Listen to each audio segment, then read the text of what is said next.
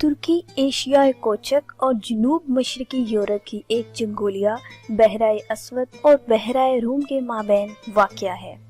اس کے شمال میں جارجیا، آرمینیا، جنوب میں شام اور عراق، مغرب میں بلغاریہ اور یونان اور مشرق میں ایران ہے۔ ترکی کا کل رقبہ 8,03,05,062 مربع کلومیٹر ہے۔ رقبے کے لحاظ سے یہ دنیا کا 37واں بڑا ملک ہے اور اس کی آبادی تقریباً 8,02,74,700 کے لگ بھگ ہے۔ آبادی کے لحاظ سے یہ دنیا کا 19واں بڑا ملک ہے۔ یہاں کے 99% لوگ مسلمان ہیں۔ ترکی کا دارالحکومت انقرہ ہے۔ ترکی کا سب سے بڑا شہر استنبول ہے۔ استنبول یورپ کا تیسرا بڑا شہر بھی ہے۔ ترکی کا 97% حصہ ایشیا میں اور 3% حصہ یورپ میں ہے۔ اس کے باوجود ترکی یورپین ملک کہلاتا ہے۔ ترکی کا شہر استنبول جو آدھا یورپ اور آدھا ایشیا میں ہے، یہ 2 براعظموں یعنی ایشیا اور یورپ اور 2 سمندروں یعنی بحیرہ روم اور بحیرہ اسود کے درمیان ایک سنگم کی حیثیت رکھتا ہے۔ یہاں کی زمین زرخیز ہے۔ تمباکو، روئی، ریشم، زیتون کا تیل اور گنا اہم زرعی پیداوار ہیں۔ معدنیات میں کوئلہ، کروم اور تانبا قابل ذکر ہیں۔ ملک میں کاغذ، شیشہ، شکر، قالین، کپڑا، سگریٹ اور سیمنٹ بنانے کے بڑے بڑے کارخانے ہیں۔ ترکی کے دونوں حصوں جو آدھا ایشیا اور آدھا یورپ میں ہے کو آبنائے فاسفورس جدا کرتی ہے۔ یہ شہر تقریباً 607 قبل مسیح میں یونانی آبادکاروں نے بسایا تھا۔ اس وقت اس کا نام بازنطین تھا۔ بازنطینی بادشاہ قسطنطنیہ اول نے 314 سے 330 عیسوی کے درمیان اسے دوبارہ تعمیر کیا، حدود میں توسیع کی اور اس کا نام اپنے نام سے قسطنطنیہ رکھا۔ یہ عیسائی دنیا کا سب سے بڑا شہر اور مذہبی مرکز شمار ہوتا ہے۔ عربوں نے سب سے پہلے امیر معاویہ رضی اللہ تعالی عنہ کے عہد میں اس کا محاصرہ کیا۔ بعد ازاں کئی اور ناکام محاصرے ہوئے۔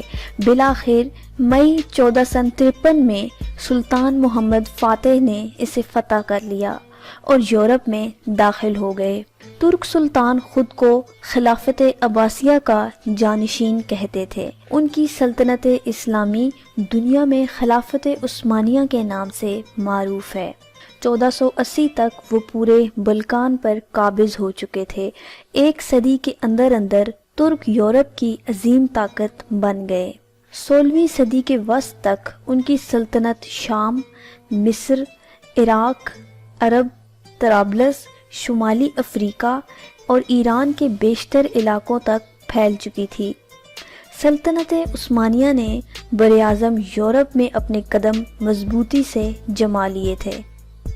اس عہد میں ترک آرٹ اور کلچر نے بے پناہ ترقی کی۔ 1550 کے بعد سلطنت عثمانیہ کے عروج کا سورج غروب ہونے لگا۔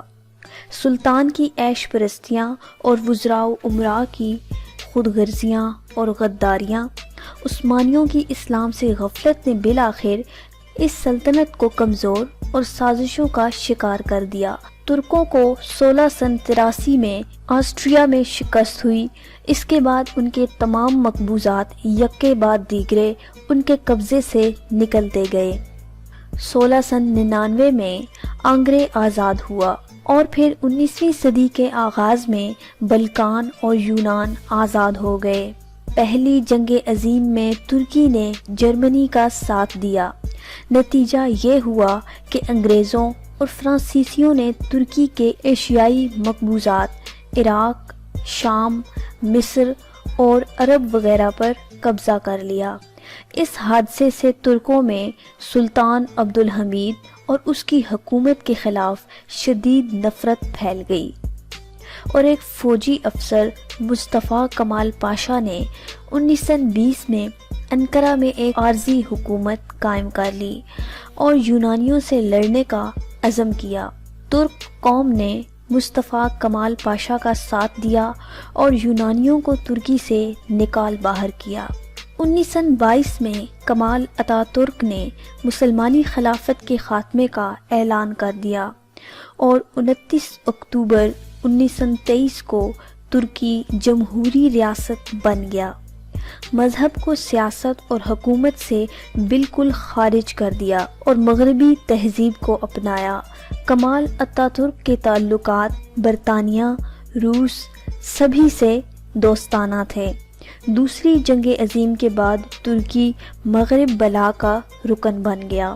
کمال اتاترک نے صرف خلافت کو ختم کرنے پر بس نہ کی، بلکہ وہ اسلام سے وابستہ تمام نشانیوں کو مٹانے پر کمر بستہ ہو گیا۔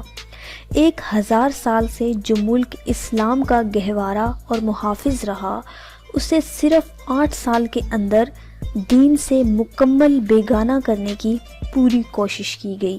تمام دینی مدارس کو بند کر دیا گیا، ہجری کیلنڈر کو ختم کر دیا گیا، جمعے کی بجائے اتوار کو چھٹی کا دن قرار دیا گیا، عربی اذان کی بجائے ترکی زبان میں اذان دینے کا حکم نافذ کر دیا گیا، تمام اسلامی قوانین منسوخ کر دیے گئے، مرد اور عورت کو وراثت میں برابر کا حقدار قرار دے دیا گیا۔ قسطنطنیہ مسجدوں اور مدرسوں کا شہر تھا۔ 28 مارچ 1929 میں قسطنطنیہ کا نام استنبول رکھ دیا گیا اور استنبول کی جگہ انقرہ کو دارالحکومت بنا دیا گیا۔ احتجاج کرنے والوں کو قتل کر دیا گیا۔ اسلام سے وابستہ لوگ گھروں میں بند ہو کر رہ گئے اور ایک مسلمان قیادت اور اچھے وقت کا انتظار کرتے رہے۔ سیاسی میدان میں کئی اتار چڑھاؤ آئے۔ ملک میں لادینیت مکمل حاوی ہو رہی تھی۔ ایک طویل سیاسی اور اقتصادی بے چینی کے بعد 1993 کے بلدیاتی انتخابات میں نجم الدین اربکان کی رفاعی پارٹی نے ترکی کے تمام بڑے شہروں میں زبردست کامیابی حاصل کی۔ یہ ترکی میں اسلام پسندوں کی ایک ایسی جماعت بن کر ابھری جس کی علامت ایمانداری اور خدمت تھی۔ 1998 میں وزیر اعظم نجم الدین اربکان کی جماعت پر عدالت نے 5 سال تک سیاست میں حصہ لینے پر پابندی عائد کر دی۔ وزیر اعظم پر یہ الزام تھا کہ انہوں نے ترکی کے سیکولر آئین کو تبدیل کرنے کی کوشش کی تھی۔ دسمبر 1999 میں یورپی یونین نے ترکی کو الحاق امیدوار کا درجہ دے دیا۔ 10 مارچ 2000 کو ترکی کے سابق وزیر اعظم نجم الدین اربکان کو 1 سال قید کی سزا سنائی گئی۔ 2002 کے پارلیمانی انتخابات میں AKP نے پارلیمنٹ کی 550 نشستوں میں سے 363 نشستیں حاصل کی، اور پھر دور آیا اس وزیر اعظم کا جس نے اپنی سیاست، عقل اور نڈر طبیعت سے تمام مغربی ممالک کی نیندیں حرام کر دی۔ ترکی کے وزیر اعظم طیب اردوان اس وقت تمام مسلم ممالک میں موجود سب سے بہترین اسلام پسند وزیر اعظم سمجھے جاتے ہیں۔ طیب اردوان نے ترکی کو دوبارہ اسلامی ملک بنانے کا کام جاری رکھا۔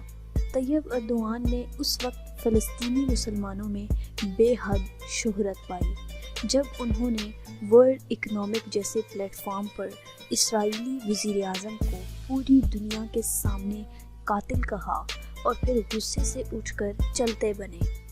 اس واک آؤٹ کے بعد طیب اردوان کا ترکی میں ایسا استقبال ہوا جو شاید ہی کہیں وزیر اعظم کا ہوا ہوگا۔ ترکی اور مسلم دنیا میں انہیں ہیرو کا مقام حاصل ہوا۔ امریکہ اور غیر مسلم ممالک انہیں اسلامی دہشت گرد کہہ چکے ہیں، اور اس حوالے سے امریکہ تشویشناک حد تک سنجیدہ ہے اور دنیا کو اس سے نمٹنے کے لیے تیار کر رہا ہے۔ اسرائیل نے امریکہ سے مدد مانگی تاکہ وہ طیب اردوان پر پریشر ڈالیں کہ وہ فلسطین کی مدد کرنا بند کریں۔ ایک امریکی صحافی کے مطابق کچھ لوگ پر امید ہیں کہ خلافت دوبارہ قائم ہوگی جس کی قیادت ترکی اور طیب اردوان کرے گا۔